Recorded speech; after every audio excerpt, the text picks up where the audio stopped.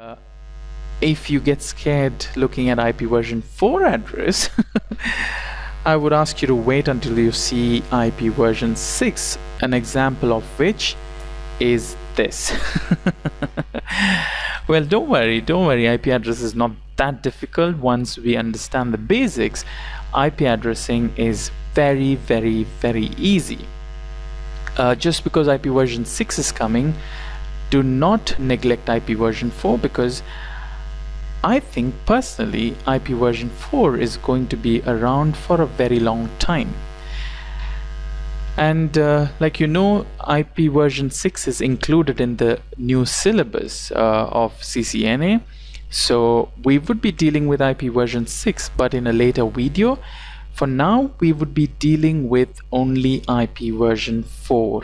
IP, as you know, is nothing but Internet Protocol, and IP version 4 is the 4th version of the protocol, and IP version 6 obviously is the 6th version and the latest version in the Internet Protocol. IP is a connectionless protocol. So IP, like you know from the last video, IP operates at layer 3.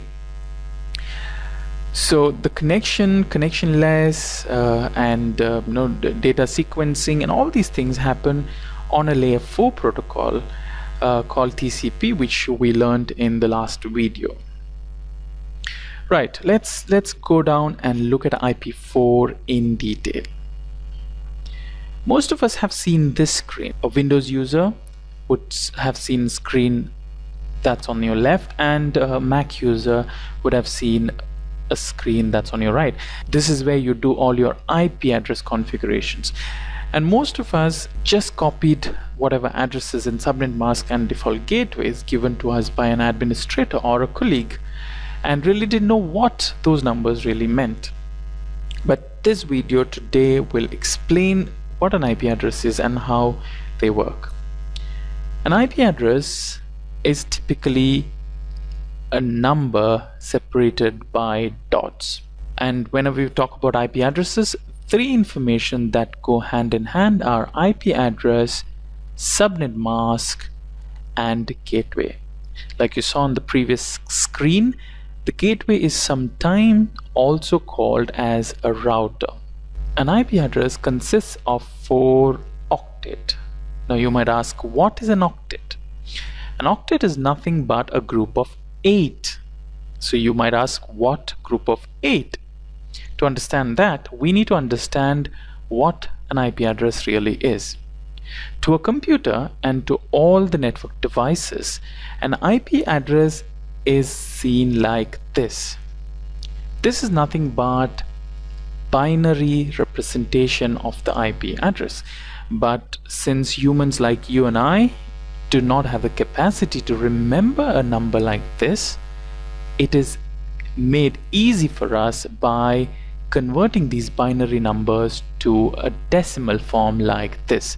So this form of representation of the IP address is called as the dotted decimal representation. So it is nothing but the binary octets here on the screen are converted to the respective decimal number. So you might ask, how do they do that? Well, it's very easy. There are different ways of converting binary numbers to decimal numbers, but the easiest way is to have a table like you see on the top of your screens.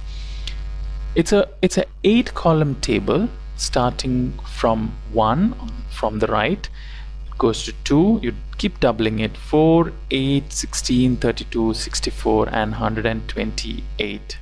Now take one of these octets. So let's assume we take the first octet, which is nothing but 11000000, and put it here. So if you put one bit at a time and you put all those bits here, you would get something like this. Now wherever there is a 1, take the number above that and add. So in this case, you just add 128 and 64. So 128 plus 64 is 192. So we could replace this 11000000 to 192, which is nothing but a decimal representation of that number, and it's a much easier number for us to remember. Similarly, we could convert the next octet, that is 10101,000, which is nothing but if you add 128 plus 32 plus 8. So 128 plus 32 plus 8 is nothing but 168, and we can represent this octet as 168. Similarly, if you follow the same procedure, you could convert all these numbers to their decimal equivalent. So an IP address is 4 octets long. So as we already saw, you have 4 octets separated by a dot. IP address is also a 32-bit number. So as we saw, you have 32 bits in every IP address. So every octet is 8. So 1, 2, 3, 4, 5, 6, 7, 8, 8 bits into 4. So it's a 32-bit address. Alright, next it says IP address can take numbers from 0 to 255. So you might ask, 255, where does that number come from? Well, if you look at the table again, if all the bits in the octets are 0, the decimal number is a 0. If all the bits in the octet are 1s, the decimal number is 255. So each of these octets can take values from 0 or the maximum 255. If you see a number in the IP address which is more than 255, that's an invalid IP address. Next, we deal with the host and network concept. Every IP address has two information. It has a network field and it has a host field. How do you identify which part of the IP address is a network part and which part is the host part? Well, we do that with the help of subnet mask. So if you see on the screen, the subnet mask will always be a series of 1 followed by a series of zeros. So if you look at the subnet mask, the transition from 1s to zeros happen at the place which separates the network part and the host part. So in this example, 192.168.100 is the network bit. So let me just take another color. Alright, so in this case, this is the network part and this is the host part. So in this case, IP addresses from 192.168.100.0 to 100.255 is one big network. To understand this, let's assume that I'm in New York today and I'm staying at the Hilton. So I call a friend of mine who is also in New York that day and I tell him to come and see me. So I phone him and I tell him that I'm at the Hilton in room number 2014, since it's 2014, room number 2014. And since he's also new to New York, I tell him that the Hilton is on the 6th Avenue between street 53 and 54. Now, if you compare it to an IP address, the address of the hotel is the network part and the room number is the host part. Now, when I told him that, he tells me that there is a very nice restaurant near his hotel, and I must instead go to downtown where he's staying. He's staying at the Marriott in downtown, and there's a beautiful restaurant called the Liberty View across the street. And he said, "Let's go for lunch there." Now, when he tells me that I need to go to Marriott, one thing I know that Marriott is not in Hilton. So I know that for me to reach Marriott, I need to exit through my main gate. So similarly, if an IP address is not part of the same network, you can know that by comparing the network bit. So if it's a different network bit, it is like it's a different hotel. So like in the hotel's analogy, for me to exit the hotel and go to a different hotel, I need to exit through the main gate. Similarly, if an IP address has to communicate with another network IP address, it has to go through the gateway. So in this case, the gateway is 192.168.100.1. So always remember, the IP address and the gateway needs to be in the same network. If this change, then the network is not valid. Next is the classes. So to look at that, we look at this slide. IP addresses have different classes. A class of an IP address is decided by the first octet. So let's assume the first octet of the IP address is between 1 and 126. In that case, it is a class A IP address. If the first octet is between 128 to 191, it is class B IP address. If the first octet is between 192 and 223, it is class C, and between 224 and 239, it is class D, 240 and 255, it is class E. For all practical purposes and for the scope of CCNA, we would be only dealing with class A, B and class C. Class D is used for multicast and class E is reserved for experimental purposes. If you see, we skipped one number between class A and class B, that's 127. So any IP address starting with 127 is a loopback IP address. So 127 is used for loopback. Right, let's look at class C IP address. If you remember from the previous slide, the class of an IP address is decided by the first octet. So in this case, it's 192. If you look at this table, 192 is class C. So this is a class C IP address.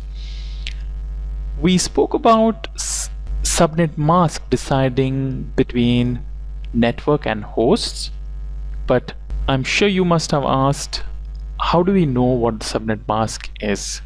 Well, subnet mask is decided by the class. So for a class C IP address, the subnet mask is 255.255.255.0.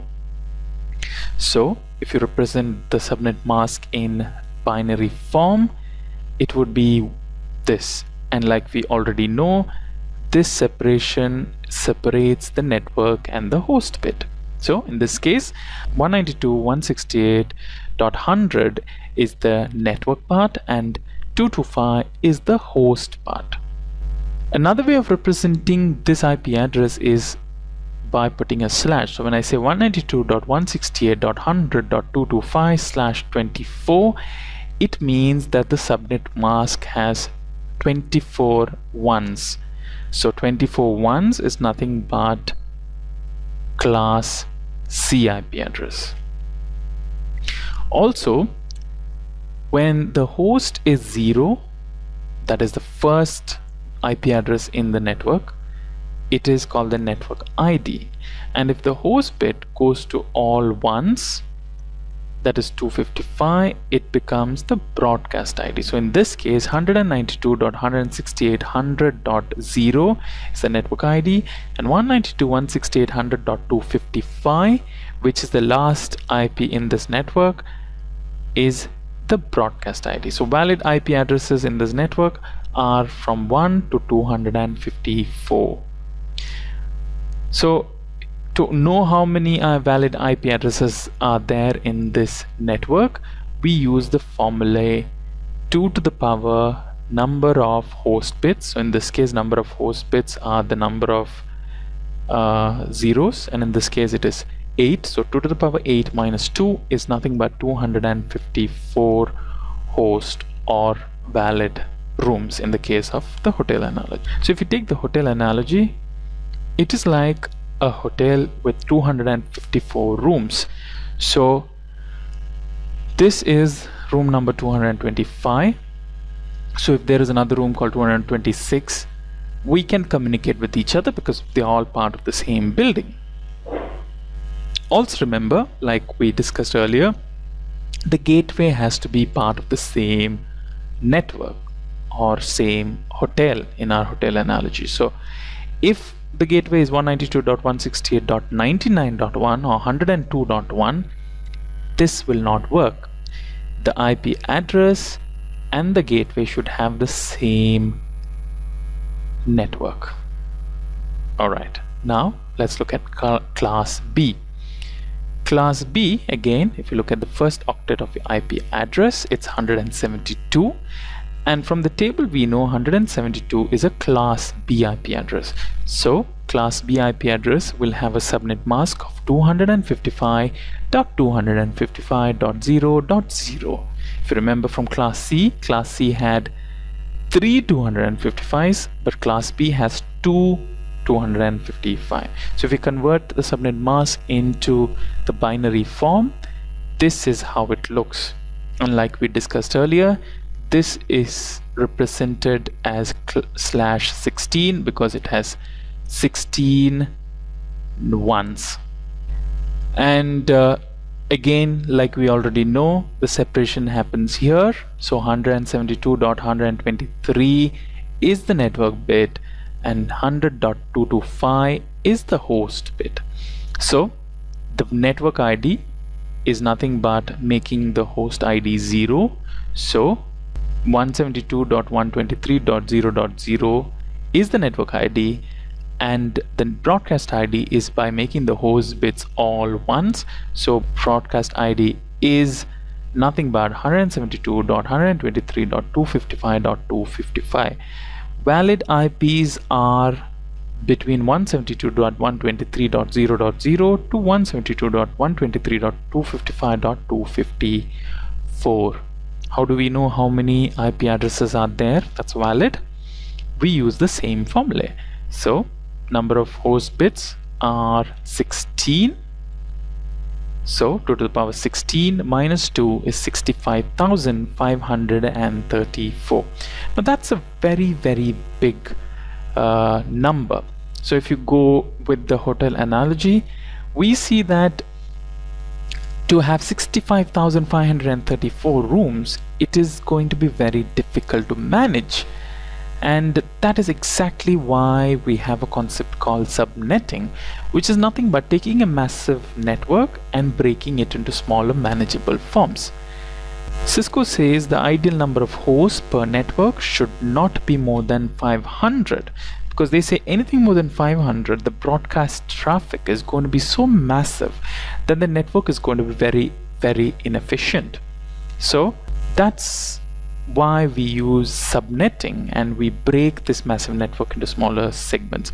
We will learn about subnetting in detail in the next video, but I'm just giving you a heads up of the reason we need subnetting.